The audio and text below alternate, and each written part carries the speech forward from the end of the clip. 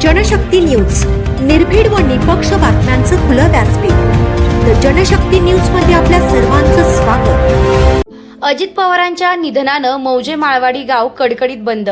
महाराष्ट्राच्या राजकारणातील एक धडाडीचं नेतृत्व आणि राज्याचे उपमुख्यमंत्री अजित पवार यांचे विमान अपघातात दुर्दैवी निधन झालं आहे।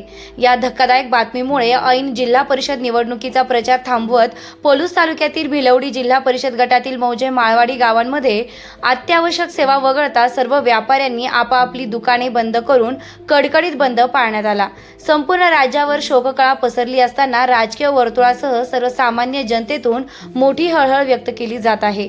राज्यात सध्या जिल्हा परिषद निवडणुकांचे वारे वाहत असून सर्वच पक्षांचे कार्यकर्ते प्रचारात व्यस्त होते। मात्र अजित पवार यांच्या निधनाची बातमी धडकताच आदर व्यक्त करत सर्व राजकीय पक्षांनी आपापल्या उमेदवारांचा निवडणूक प्रचार तात्काळ थांबवला आहे। एक कार्यक्षम प्रशासक आणि परखड व्यक्तिमत्व राजकारणातील धुरंधर नेता हरपला, अशा भावना सर्व पक्ष कार्यकर्त्यांकडून व्यक्त होत होत्या। मौजे माळवाडी गावांमध्ये या घटनेचे तीव्र पडसाद उमटले आहेत। बातमी समजताच ग्रामस्थांनी स्वयंस्फूर्तीने व्यवहार बंद ठेवले आहेत। अत्यावश्यक सेवा वगळता सर्व दुकाने आणि व्यवहार कडकडीत बंद ठेवण्यात आले आहेत।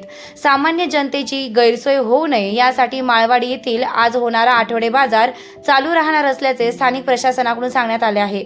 अजित पवार हे त्यांच्या शिस्तीसाठी आणि कामाच्या धडाक्यासाठी ओळखले जात होते।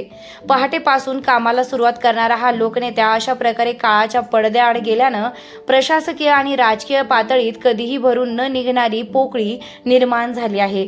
अजितदादांचे जाणे हा केवळ एका पक्षाचा नाही तर संपूर्ण महाराष्ट्राचा मोठा तोटा झाला असून त्यांच्या निधनानं राज्याच्या विकासाचा एक महत्त्वाचा आधारस्तंभ निखळल्याच्या भावना सर्वत्र व्यक्त होत आहेत।